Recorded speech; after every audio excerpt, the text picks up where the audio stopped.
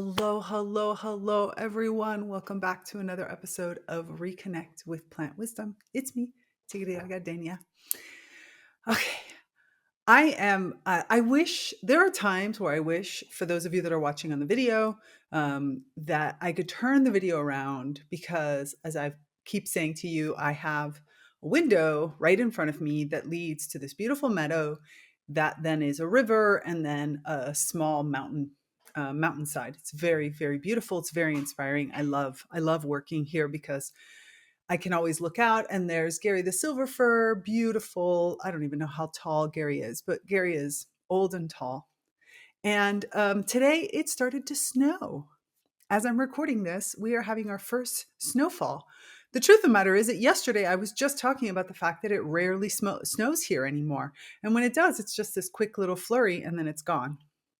And there was, at least nobody had talked to me about any indications of snow. I went out this morning.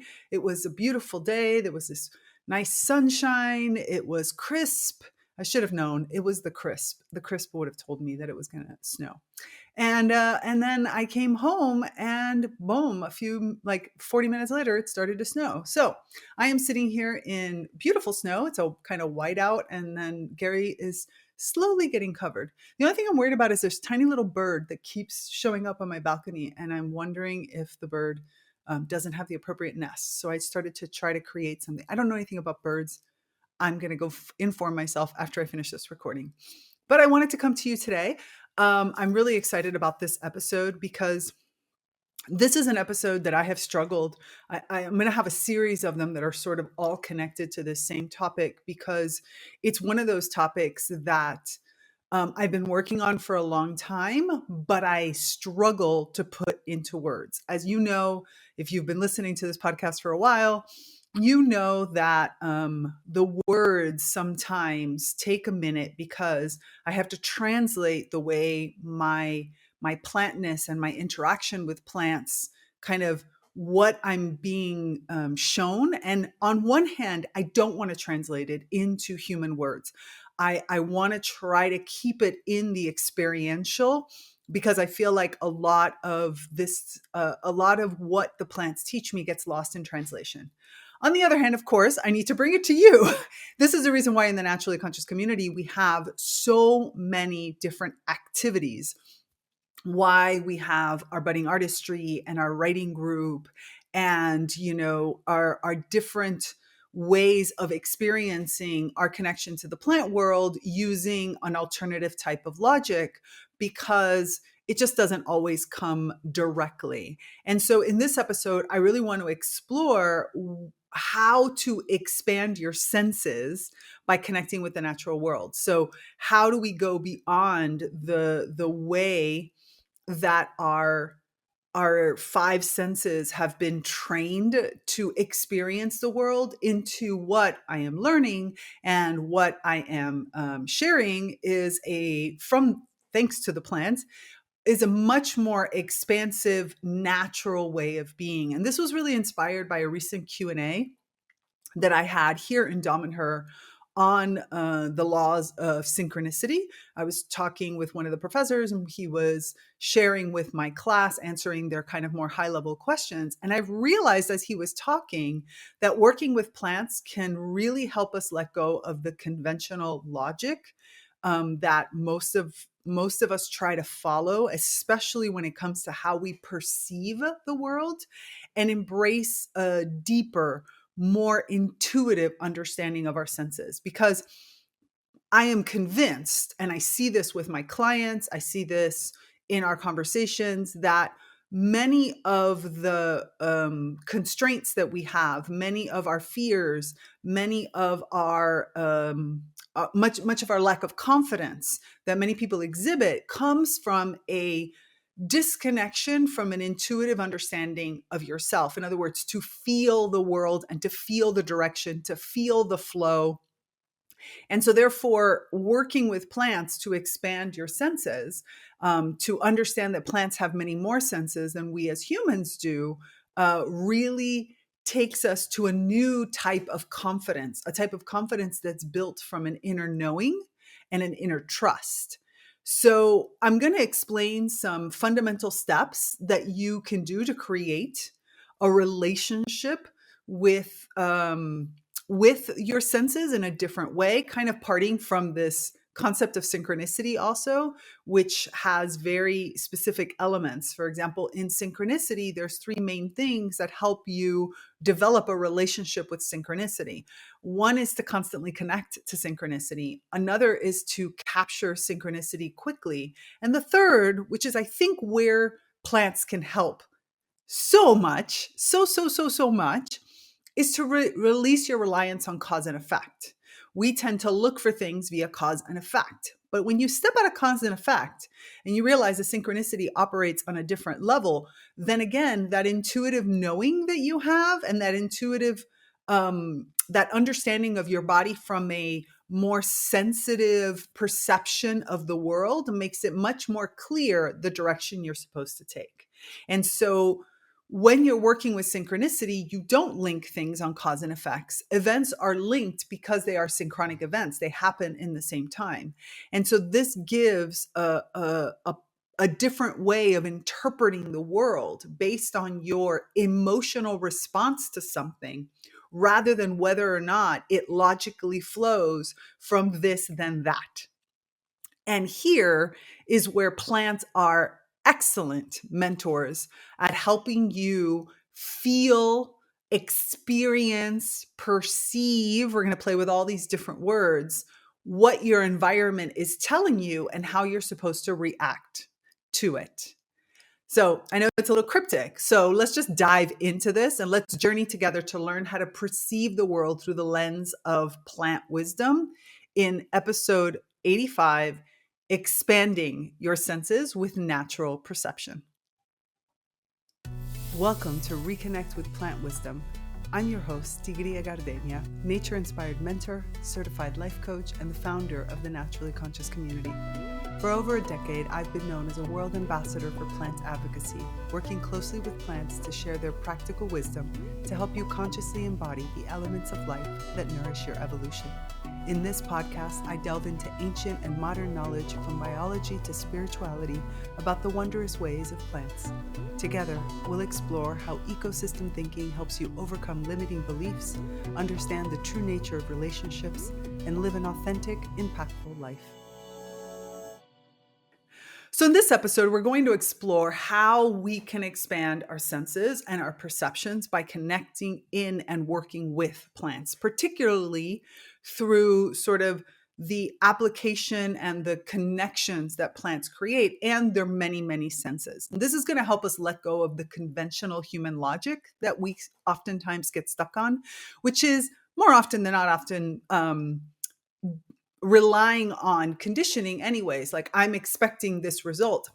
And when I expect this result, because this is what my cause and effect has taught me, then I don't see the actual result. I don't give permission for the result to be to come to me in a different way. I don't allow for a new way of experiencing it. And this is a big thing that happens, especially with our senses. So I don't know how much.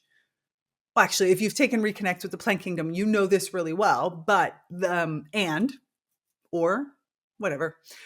In Reconnect with the Plant Kingdom, I start off by explaining to you plant senses. What are plant senses? How do plant senses work? And more importantly, how many of them are there? Because where we as human beings think of ourselves as having 5 main primary senses, plants have those same 5 senses, which is one important fact that we're going to get to in a minute. And then they have about another 15 others that we as human beings have been able to identify. There is some research that states that plants do things and experience things in ways that even we as humans don't have terminology around or an understanding of. And this implies that there may be even more senses that we just are incapable of seeing or understanding based on the way that we look at the world. So we want to think about the fact that there are these main 5 senses that we think we know pretty well, right? The sense of sight, the sense of touch, the sense of taste, the sense of sound, and the sense of, wait, what am I missing? Taste. I always feel like I'm missing one and I never remember. Taste, sight, oh, and smell. That's the one I was missing. So these are our main senses, and we think we have a pretty good grip on these. But the truth of the matter is that we're perceiving them through a teeny, tiny, tiny, tiny, tiny prism of it. Like there is so much more to each one of these senses. So by the end of this episode, I want you to feel inspired to reconnect with nature and spend time with plants and even other beings of nature's, and to observe their interactions, and specifically for their sensory experiences. What are the sensory experiences that are leading to and that are giving plants input upon which they can work? I also hope that you're going to feel inspired to be able to expand your own senses, that you're going to have some practice tuning into your own senses and trusting, how you can go beyond the conventional limits that your senses have currently been experiencing. Specifically, we're going to experiment with 2 senses based on what plant behavior is like.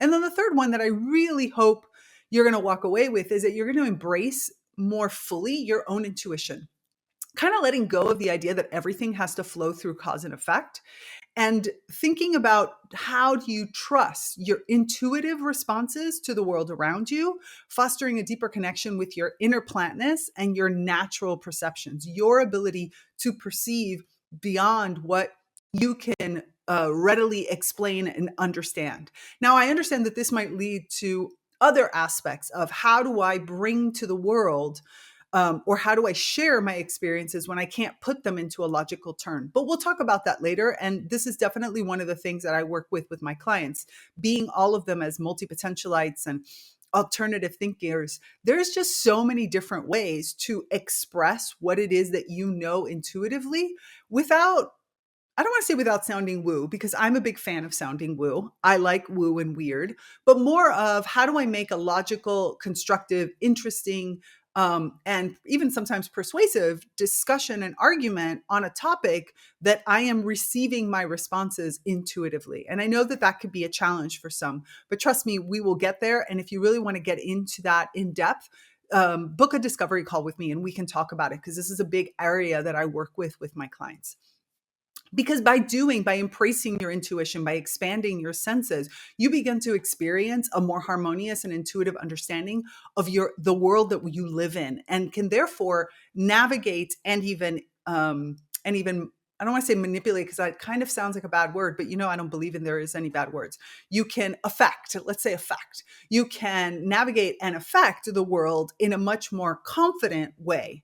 So, but before we get into any of those details, I want to share with you one of our eco-conscious business partners, because it's thanks to these partners that they're working hard to make the world a very, very different place with a whole new paradigm and supporting us in the process. Hey there. Did you know that regular toilet paper wipes out 27,000 trees a day? It's time to make a change. And so I want to introduce to you Who Gives a Crap, ecological toilet paper that's as good for the planet as it is for your bum. Look, billions of people don't have access to a toilet, yet more people have a mobile phone than this basic necessity. That's why Who Gives a Crap donates 50% of their profits to support clean water and sanitation services in developing countries. So far, they've donated over $11 million to their charity partners, and they're available in Australia, the United States, in the United Kingdom, and in many other places. Their toilet paper is available in 100% recycled and premium 100% bamboo options. By the way, the bamboo option is fantastic. My whole family uses it. Offering eco-friendly choices delivered right to your doorstep with free carbon neutral delivery.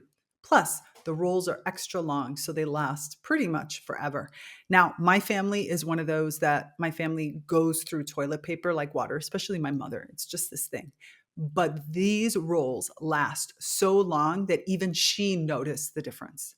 So are you ready to make the switch? I want you to click on the link in the show notes to order your first Who Gives a Crap toilet paper now. Trust me, once you try it out, you'll see why most people opt for a subscription where they get it regularly. So let's save trees and support a cleaner world, one roll at a time. Okay, let's get into the heart of this. Let's talk about the fact of plant logic versus human logic. Okay, so human logic has these chains, these kind of roads, paths that we follow through. Human logic is often coming from something that has been forged before us. Now, that's not to say that plants don't do the same thing. Of course, plants do. But we've talked about this multiple times, how a plant will attempt to go down that route. And then if that route has any kind of new information, has any kind of obstacle, the plant will then start to experiment. Where we as humans, oftentimes, as we talked about before in a previous episode, we go the whole heat, beat, and treat that's used in material sciences. Like, I'm going to use my force to make this what is it, the square peg fit in the round hole, that kind of stuff. And this is what permeates human logic. Plus we have all of these morals, we have all of these um, different cultural norms, we have all kinds of rules that we have set up for ourselves for the way we're supposed to think. And so stepping out of those rules, or even better, evaluating those rules for yourself on a regular basis, is not something we're used to doing. So this logic inhibits us from really sensing all of our perceptions. In other words, we are much more focused through that logic on the limitations of our perceptions rather than on the expansive abilities of our perceptions. And the natural evolution of our senses has then been stifled, where we have been reduced to only experiencing our senses through the lens of what our minds currently comprehend. Everything that the mind either can't comprehend or might cause discomfort because it doesn't have an association in our mind, we have been trained to sort of set aside and ignore. This is the reason why our vision only sees one part of the spectrum. We have evolved to only see that part of the spectrum because everything else in it would be too much for the way that our body is configured. So some of these limitations help us in staying healthier or not, entering into situations of distress. But the truth of the matter is that there's still limitations. And because we're not taught that we are limited, this is not an expressed situation. This is not something that's conscious in us. We don't realize that there are alternative ways for us to experience the world. Where in the plants has all of these different senses. And because the environment is constantly changing and plants are constantly evolving, remember, you can't run away when you're sessile, then you are constantly assessing, which means you are constantly playing with the boundaries of your own senses. So this is one first piece to remember, that what you are today is not the full expansion of who you are in total or who you can become. And this is what you're looking to do by working with plants, to expand the boundaries of, let's just start with even the five main senses, right? How do we start to internalize, connect in to our own plantness, to do like they do, like kin do, and test out the limits of my perception. And these are, some people would call these paranormal abilities or extrasensory. It doesn't matter what words you look at them. What's most important is for you to play with who you truly are by starting with expanding your senses. And again, recognizing that the input that you take in is not going to be directly related to cause and effect, and it's not going to be directly related to anything that you can describe today. Because as you head beyond the perceptions that we as humans, the limitations we have of our senses, what is coming into you has to be captured and defined also with a new part, with a new vocabulary. This is probably the most difficult piece of all of this, releasing our conventional perceptions and how it is that we take in information and let it be a part of us without having to create an ontology for it right away, without having to put it into neat little categories and how to label it right away, but instead to sit with the feeling and release your own need to put a caveat or a feeling or an understanding on it. I know it sounds counterintuitive, but we have to remember that our innate ability to perceive the world beyond the conventional limits that we work in is, again, beyond conventional limits, which means it's beyond understanding. And therefore, it's not going to be like, I'm going to experience this thing and I'm right away going to understand it. Instead, it's going to be, I'm going to start to experience thing. I'm going to not have words to put around it, but I'm going to feel it. And then I'm going to look for ways that this feeling can be digested within me to find a level of understanding that transcends the words. I've worked with some plants that make me move, and you'll notice it a lot when I speak. I move a lot, and I move because I, in my own sort of physical alchemy, my own magic inside, movement allows me to distill meaning, and it doesn't it takes and then I have to use my element, my bridge function, to bridge it into a human language. It takes me a while. I have to allow myself to fudge words, make mistakes, which is not easy because I'm a bit of a grammar nerd and I really like getting the words correct. But I have learned that I have to play with it. I have to pull from multiple languages. I study languages more than anything because I like to pull concepts that I cannot think of in one language or another, obscure words, trying to bring it in. And it is through the movement of my body that I feel this. So regardless of whether I see something that is beyond the visible spectrum, or I hear something, or I take a smell and something comes into me and it all triggers a perception, I have to distill it through my own body by moving around. When I do meditations, for example, I have to be lying down. I am not a person who can do a sitting meditation. I struggle a lot with a sitting meditation because I don't feel like I'm getting the full scope of it. But it's interesting because I do a lying meditation, which is probably one of the only times I'm completely still. Because if I do a lying down meditation, I'm still and I can feel that my body is receiving. I feel the reception of whatever it is that I'm doing in that meditation, whether it's guided or it's just my breath work in the morning, or whether I'm just sitting in quiet contemplation. And when all of that comes in, then I get up and I have to move. And I have to move. And the distilling, the understanding of it doesn't come until sometime way later. So if you've taken any of my classes, you know that I talk about this all the time. Separate out the receiving of information from the processing of that information. And that's a big lesson that the plants have taught me in recognizing that my senses are expanding and are moving into new realms that don't have automatic words. And therefore, if I try to take what I'm feeling and perceiving and immediately put it into words, I lose it because I limit it.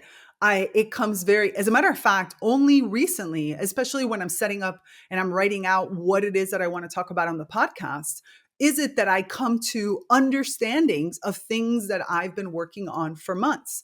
I just pulled out, the notebook that I work with in one of my research groups, and I went back to the beginning and I started to read through it as I was preparing for this podcast. And as I was reading through it, I realized so many of the things that were in there, including lots of drawings, lots of doodles, and allowing my mind to just wander, random words. And they started to coalesce into an understanding that I can now bring to you. And that's like 2 years ago that I started this process, or three or four actually, but that I've started this process. So this is why it's important to, one, give your body the ability to teach you, your conscious self, what forms they want to take things in, taking into consideration that different personalities of you are going to want also different aspects. And then separating out the idea of how do I receive, which could be, in so many different ways, from how do I process and make sense of this, and recognizing that the processing, making sensing of it is going to take a very, very long time. So I want to explore in particular right now two senses. I just kind of want to maybe give you some practical information, some practical exercises that you can play with to explore and modify, not modify. Well, you are going to be modifying, but more of expand the way that you experience a specific sense. Specifically, I want to talk about the sense of smell and the sense of vision. And I use these two in particular because I feel like the sense of smell is one of the senses that we as human beings have a very limited relationship with. Our relationship with the sense of smell is mostly based on perfumes and maybe stinky smells. It's based on that kind of smell, pungent or something that's just very, like very in your face type of things. And we don't realize that with every breath we take, we're taking in through the olfactory chemicals and components or volatile organic compounds, as we talk about a lot with plants, that are in the air. We're bringing these into our body and we're quote unquote smelling them. And they are reacting into our body in many different ways, whether that's viruses, whether that's, other kinds of plant terpenes, all of these different things that come in when I smell, when I take a deep breath. And we don't process them because some of them don't have that characteristic perfumey smell. But our body is processing them through the olfactory system, where a plant has a much more refined and elaborate and complex, in a positive way, olfactory system that is able to smell for communication, for defense, for survival. And so these subtle cues we've been cut off from them. And so working with the sense of smell directly from very recognizable smells, like working with something like aromatherapy, to non-recognizable smells could be a great way for you to start a relationship with a different part of your own body, of your own system. So even just going outside, anywhere you go, or even going near a plant and taking a nice deep breath, you are going to expand and you're going to be receiving from your sense of smell. Anytime you take a deep breath, to be honest, you are.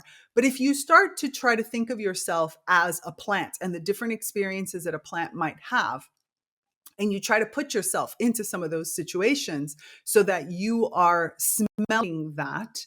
And here, I think some plants, for example, they might be willing participants, even if it means a little bit of them loss of, I don't want to say loss of life, but loss of, like, for example, let me just be clear, because if not, you think I'm trying to tell you to go kill a plant. I'm not telling you that. But for example, we know that the smell of fresh cut grass is a defense mechanism. We know it. We know from a scientific perspective that when a piece of grass, a blade of grass has been cut, what you are smelling is actually a call out to what has happened so that others know, oh, look, protect yourself because there is cutting that's happening in this moment. So if you were to cut a piece of grass, a blade of grass, I can't speak, blade of grass, and smell that, and then ask yourself to just let that flow through your body, relating to, and what comes into it for you. What does this mean for you? This might be a way for you to experience it. You might experience it in several different ways around. Another, when I mean different ways, I mean you might go and deliberately smell something and just see what reactions you get from it. Another way that I really enjoy doing is sort of on the opposite side. I like to just sit in a place where I feel good and just through my breath work, when I do my breath work, nice deep breaths, pranic breathing, or any kind of other type of breathing that you might do, really take in and give yourself permission or direct your intention to take in through the olfactory sense, expanding those limits. You might not know what you're receiving, but you your body is knowing it. So you're saying to your olfactory, I am present with you. I set the intention that with each of these breaths over the next period of time, whatever the next 10 minutes, every one of these breaths, I want this to be a way for you to signal, dear beautiful body, dear sense of smell, dear inner plantness, allow me to perceive what is in the air. Help me to understand what is there. Give me signs, because you have other parts of you. Give me signs that are not necessarily cause and effect, but they might be emotions that come up and thought processes that jump into your mind that might remind you of something that is important. I'm going to give you an example of this just so that you understand. Many years ago, God, I've been telling this story for so long. And, and every time I tell it, it gets more profound to me of understanding this, what was at the very beginning an unconscious process and that now has become a very conscious process.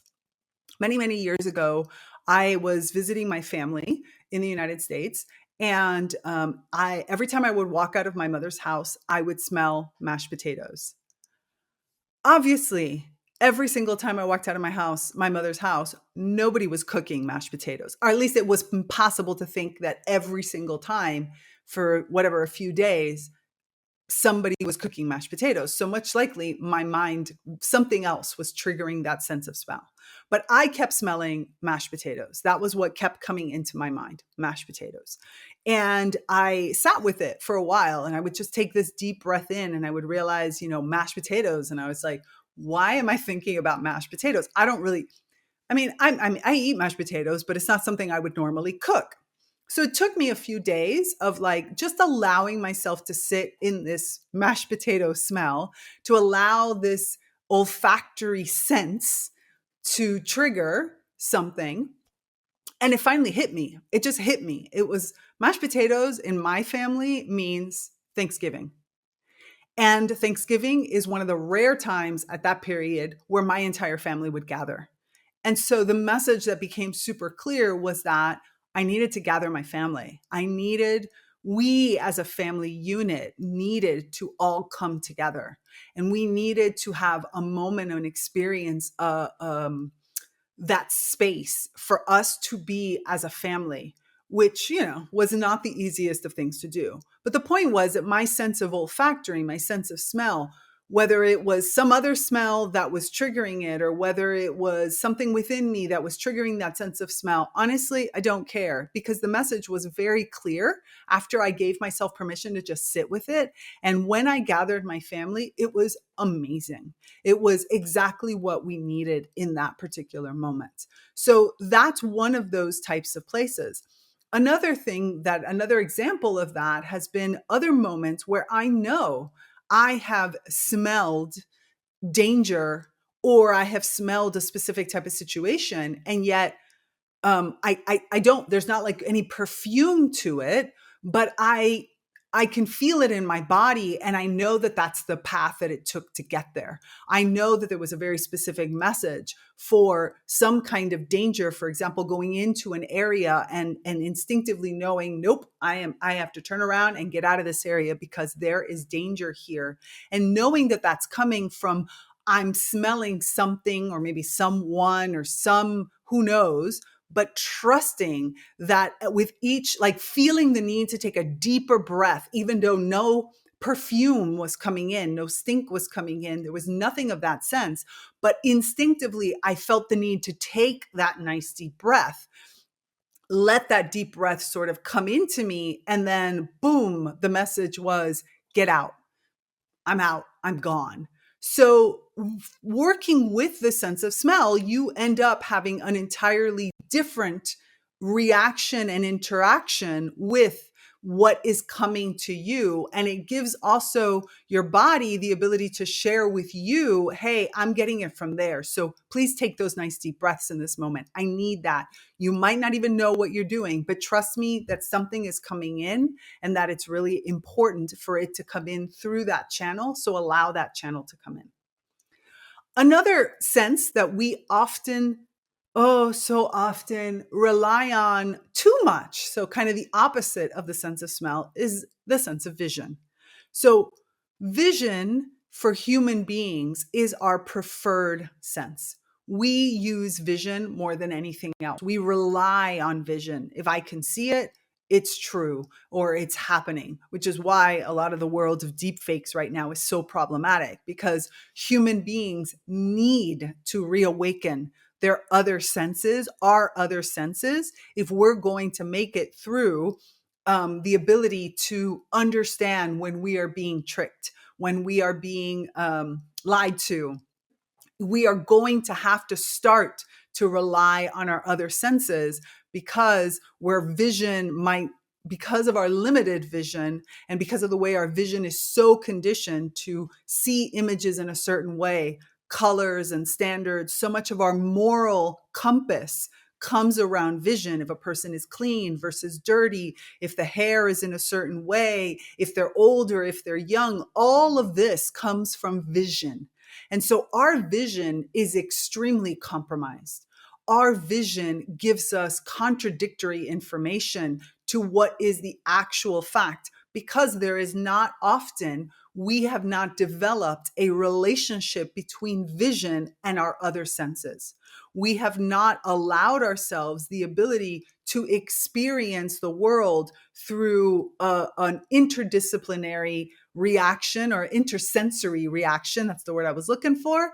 That gives us the opportunity to then perceive, rather than relying on only one sense, such as a sense of vision, but on multiple senses. This is the reason why we also struggle with seeing intelligence or consciousness in other beings, because we rely a lot on what we see from them, and especially what they see. So, for example, even in other beings like dogs, the dog's primary sense is a sense of smell, not the sense of vision. So we cannot rely on a dog seeing things. We have to give the dog the ability to smell those things. Where we are on the other side, we put all of our energy into being able to see. So when we start to work with plants for vision in particular, we start to recognize that plants have photoreceptors all over, because what do? They photosynthesize, right? They have to be able to take in this light. So taking in this light means that plants are constantly receiving from multiple light waves, and they have a attunement where they can recognize the different light waves in different perspectives with different meanings. So tapping into plants for this, and actually, now that I think about it, I have a series of meditations that you should check out on Insight Timer. If you're in the Naturally Conscious community, they are a part of ReConnect with the Plant Kingdom, as well as Flourishing Sprouts. These particular meditations are there, and they're meditations to expand your senses with plants. And especially for vision, the idea of stepping into the plant's experience, or asking the plant to share with you their experience of how they perceive light and color, which is so different from humans, helps sometimes to kind of shock us into an understanding that our visionary grid, what we see in front of us, is really only a small spectrum of what actually is in front of us. The full light spectrum would present so much more than that. And so plants are really a great way for you to start to get comfortable in a safe sort of way, to get comfortable with receiving additional information through the vision. Because the problem with the vision is that once you start to see the world in this expansive way, you have to also simultaneously train yourself to be able to a certain extent, shut it on and off. Because if it's always on, sometimes it becomes sensory overload. And this really is the same for all your senses. As you go expanding your senses, there will be times that you want to attenuate them and bring them down a little bit and kind of narrow the field, so that your experiences don't kind of overload your overall sensory body and your subtle body especially. So part of this process is about going slow, asking the plants to teach you one piece at a time, and remembering that this isn't about knowing with your thought, with your mind and your words, but this is about starting to explore what knowing feels like in your body. Because what you want to do is have all of this sensory input come in whatever way that it wants to come in. And then whomever of your body needs to process it in that moment has the tools to process and give you a nudge, a response, an intuitive feel, an actual answer, like mine with the mashed potatoes going to gather my family. Like it might come through that. It might come through an image. It might come through a drawing. It might come through a dance. But you're going to have input mechanisms, which is what we're talking about relating to your senses. You're going to have processing mechanisms inside of your body that allow you to distill. And then you're going to have output, which allows you to um, get the meaning from it. And each one of these steps is a different step. And especially the first one and the last one are the most important. Being able to receive and being able to then process it in order for it to have its own meaning. And so you want to work long term with this. I keep saying that this is a slow burn, right? All of this type of evolution is about slowly shifting and moving and growing and expanding through it. This is the reason why I love working with my clients long term. And we have the combination of one-on-one work as well as the naturally conscious community. Because when you work with me, we're always working on these things. We're constantly looking at it through different lens. We are bringing it in, activating it, and then settling it in and integrating it into your daily life. Because if you do it too fast, you might have a beautiful experience. And I'm sure lots of us have beautiful experiences. But after that experience, you can't call it up again. And more importantly, which is where we really want to work closely with the plants and our plant collaborators, is the idea of, I want this to become something conscious within me, something that I can activate, turn on, and turn off when necessary. I don't want it to be something upon me. If you watch, television shows and you have people who have the gift of sight and they might be in the middle of something and then they get a vision and then they fall to the ground from the power of that vision. I don't want that. Sorry, no offense to anybody. I don't want that. I want something that is an integrative part of me that nourishes my life, that I can receive and turn on. I can also put it on hold and be like, hey, I'm in the middle of this thing. Is it important? It's important. Okay, hold on. Let me prepare my body. I want my body to be a safe vessel for it. And I want to be able to use it in a way that enhances my life rather than it be detrimental with me. And this is why I love working with plants, because the ecosystem model, the ability for me to think of myself as an ecosystem, but also everything around me as an ecosystem, and the fact that consciousness is an important aspect of this journey, is something really powerful that not many others are talking about. I want you to master your talents. I want you to master your senses. I want you to master your perceptions. I want you to master your passions so that you can consciously choose the life that you want to live and how it is that you want to work with them. Because by expanding our senses with natural perception, we open ourselves up to a deeper understanding of the world and our place within it. What am I here to do? What is the journey that my soul is taking? And how does this life fit into it? And how do I give and share and use my gifts to accomplish my life purpose? Working with plants really teaches us to let go of the conventional logic that is holding our senses in place, and to embrace intuition, to give it a form, a shape, an understanding within you, and reconnect to the true breath of all of your senses. And as we cultivate this relationship with the natural world, we gain a clarity on the path and on our purpose and on finding harmony and flow. Because again, that synchronic flow, when I'm in it, I am in it. I know how to move with it. So I'm curious, how have you connected with nature to expand your senses? What have you tried? Has it worked? Has it not worked? And what experience have you had that helped you feel more in tune with your own natural perception? Do you have any stories of synchronicity or a very direct plant wisdom that have transformed your understanding of the world, this is the kind of things that I want to hear about. I want to hear what you think about this episode and what we've been talking about. And I'd love to hear your stories and experiences. So leave me a comment and share how you expanded your senses, or how you're working on it, or how you would like to work on it through connecting with nature and specifically working with plant partners. And if you're looking for a place to deep dive into these types of experiences, come join the Naturally Conscious community. We're the only ecosystem that's been created exclusively to nourish these types of human-plant relationships and to co-evolve into the most expanded versions of who each one of us can be.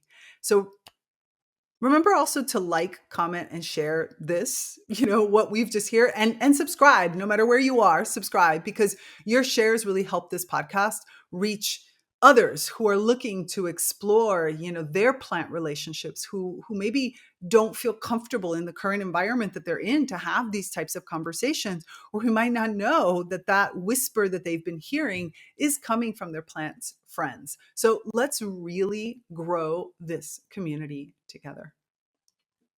That's it for this episode. I hope you enjoyed it. I want to hear your thoughts. And remember, resist the urge to hold back your emerging green brilliance. If you need any support to do it, I'm here for you. Thanks for tuning in to this episode of ReConnect with Plant Wisdom.